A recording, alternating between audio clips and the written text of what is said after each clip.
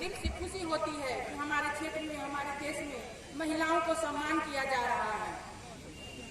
ऐसे ही हर क्षेत्र में महिलाएं आगे बढ़ेंगी और बढ़ते ही जाएंगी। उसके लिए हम पुरुषों से कहेंगे, उनके पीछे वो ढाल बनकर खड़े रहे, जैसे ज्योतिबा फूले ने माता सावित्रीबाई को साथ दिया। धन्यवाद। जय हिंद। बहुत बहुत धन्यवाद। आज बक्सर की सरजमी धन्य हो गए। वो इसलिए धन्य हो गए कि माननीय बिहार सरकार के काबिल राज्य मंत्री एवं भाई मुरारी गौतम जी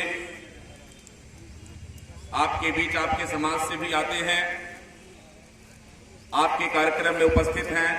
इसलिए मैं आप तमाम कार्यक्रम संचालन अध्यक्ष जी एवं कमेटी की तरफ से भी मैं माननीय मंत्री बिहार सरकार श्री गौतम भाई को अपनी तरफ से भी हार्दिक वंदन अभिनंदन करता हूं।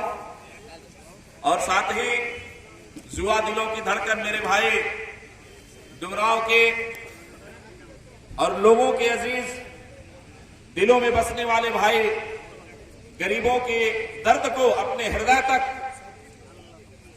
समझने वाले माननीय श्री विधायक डुमरांव अजीत कुशवाहा जी, आप मेरे छोटे भाई हैं, हमेशा रहा है और रहेगा ये सम्मान आपके मेरे हृदय में। बाकी बातें इस कार्यक्रम में उपस्थित होने के बाद माननीय विधायक जी ने भी जो कहा, एक शब्द विधायक जी ने कहा कि नारियों का सम्मान अगर नहीं होगा तो घर में लक्ष्मी का वास नहीं होगा। विडंबना है इस बात का, हमारी लक्ष्मी कहां से आ जाती है हमारे समाज में, मुझे समझ में नहीं आता। लक्ष्मी जब तक हम शिक्षा नहीं पाएंगे,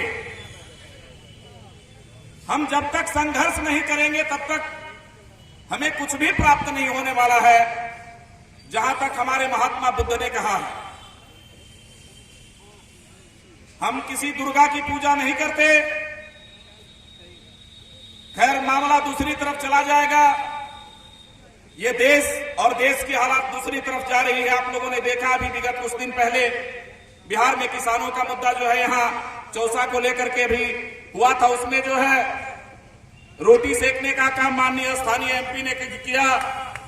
ये प्रशासन की इसमें सबसे बड़ी गलती और लापरवाही है कि ऐसे एमपी को कोई भी कार्यक्रम होता है स्थल निर्धारित किया गया है, लेकिन किसने अधिकार दे दिया कि भारत के संविधान को लिखने वाला बाबा साहब अंबेडकर के नीचे बैठ करके तुम रामायण पढ़ो। ये दुर्भाग्य है इस देश का। और मैं इस जिलाधिकारी से पूछना चाहता हूं कि क्या आपने यहाँ के मेहमान श्रीमान एसपी से पूछना चाहता हूं कि आपको किसने अधिकार दिया बाबा साहब जैसे प्रतिमूर्ति जो इन्होंने भारत के संविधान को देकर के जो है इस पूरे भारतवर्ष को समरस समाज की कल्पना करने की कोशिश की। और ऐसे चंद दलाल किस्म के नेता जो सदन में जाकर के कभी बाबा साहब की बात नहीं करते, कभी महात्मा फूले ज्योतिबा फूले की बात नहीं करते, कभी माता सावित्रीबाई फूले की बात नहीं करते, कभी फातिमा शेख की बात नहीं करते, और रामायण न करके वैसे शख्स के नीचे बैठ करके इस देश का दुर्भाग्य है, हमें पिछड़े अति पिछड़े और दलितों का दुर्भाग्य है। ये ऐसे लोग हमारे महापुरुष के बगल में बैठ करके जो है रामायण की बात करता है। हमें रामायण से कोई लेना देना नहीं है, हमें उस बात के लिए दुख नहीं है, लेकिन दुख इस बात का जरूर है कि तुमने जो लिखा अपने रामायण में, उसमें सबसे बड़ी राजनीति सेट किया जो इस दलितों के, अति पिछड़ों के, माइनॉरिटीज के लोगों के साथ इस देश में सबसे बड़ा विश्वासघात करने का काम किया। इस चीज को समझिए। लक्ष्मी जो है, जीवन भर हमारे पुरखों ने कहा है कि आपके सूप और चलनी पिटने से आपके घर में लक्ष्मी नहीं आएगी। लक्ष्मी तब आएगी जब इन महापुरुषों के द्वारा दिया हुआ व्यवस्था, कहने का मतलब शिक्षा का, जिस दिन आपका बेटा, जिस दिन आपका पोता शिक्षित बनेगा, पढ़ लिख करके जो है आगे बढ़ेगा, नौकरी पाएगा, उस दिन आपके घर में लक्ष्मी का प्रवेश होगा। उस दिन आपके घर में क्या कहते हैं, ईश्वर पैसा दलितर निकले। जीवन भर माता एवं बहनें हमारी जो है ईश्वर को पैसाने में और दलितर को निकालने में हम लोगों को दलितर बना दिया। हम लोगों को इन लोगों ने दलितर बना दिया। इस चीज को समझने की जरूरत है। यहाँ जितने भी तमाम चुके हुए हमारे पिछले दलित समाज के लोग हैं, मैं भाषणबाजी और विषयों पर नहीं देना चाहता। मैं सिर्फ इतना कहना जरूर चाहता हूं, बिहार की सरकार अभी माननीय प्रोफेसर ने जो रामायण को लेकर के ये कहा, पूरे देश में माहौल बना हुआ है। बिहार में चल रही सरकार, मैं इस सरकार से पूछना चाहता हूं कि आपका कदम ऐसे लोगों के समर्थन में न होकर के पीछे कैसे हो गया? क्योंकि इस देश में इस चीज को जान लीजिए कि जगदेव ने कहा था कि 90 हम हैं, सरकार हमारी होनी चाहिए। जब हम इतने बड़े बड़े पैमाने पर होकर के और हम सम्मान करते हैं, हमारे बाबा साहब ने भी कहा था कि हम सब धर्म का सम्मान करते हैं, लेकिन आप धर्म का के नाम पर जो है हमारे लोगों का अपमान करोगे, ये जो है सहन नहीं कर पाएंगे हम लोग आगे आने वाले समय में। और घबराओ नहीं, समय आ रहा है। पहले सोशल मीडिया का जमाना नहीं था, लेकिन अब जमाना आ गया है। महात्मा ज्योतिबा फूले ने जो संघर्ष दिया, हम लोग उसकी उपज है। बाबा साहब भीमराव अम्बेडकर ने जो हम लोगों को सम्मान दिया, हम लोग उसकी उपज है। आने वाले समय में चेत जाओ 15% वाले लोग, नहीं तो एक ऐसी आंधी आएगी जिस आंधी में तुम्हारा बुढ़िया बिस्तर कबर करके कहां उड़ के जाएगा ये कोई नहीं जानता। मैं अपने तमाम आए हुए हमारे पिछड़े दलित समाज के लोगों से कहना चाहूंगा कि जिस दिन आप जीत जाइएगा, जिस दिन आप अपने वोट की कीमत को समझ जाइएगा, आने वाले समय में इस भारतवर्ष की धरती और भारतवर्ष की कुर्सी आपकी होगी माई का लाल, इसको कोई छीन नहीं सकता है। और मैं माननीय मंत्री जी से, मैं माननीय विधायक जी से आग्रह करूंगा कि इस माता सावित्रीबाई फूले और माता फातिमा शेख के विषय में जो भी यहाँ मांग पत्र में रखा गया है, मैं इन लोगों की तरफ से अपील करता हूं, छुट्टियां होनी चाहिए। और सदन में आप जैसे काबिल माननीय नेता हमारी, चूंकि आप पर आस्था लगी हुई है इस समाज की, आप लोग सदन में गए हैं, हम लोग सदन में नहीं है अभी, आप लोग सदन में गए हैं, इसकी आस्था है आप लोगों से और ये विश्वास है इस कार्यक्रम के बाद यहाँ का जो भी होता है आप लोग सदन में उठाएंगे। बहुत बहुत धन्यवाद आप लोगों को इस अवसर की तरफ से। जय भीम, जय भारत। बहुत बहुत धन्यवाद।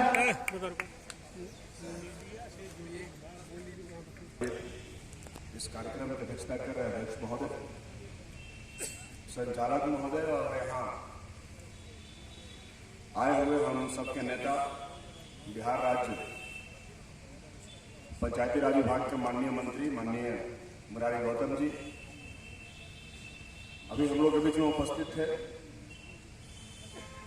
माननीय विधायक राजपुर विश्वनाथ राम जी, यहाँ के पूर्व विधायक हृदय नारायण सिंह जी, जिला परिषद के अध्यक्षा विद्या भारती जी, प्रोफेसर अकल राम जी, मंच पर बैठे हुए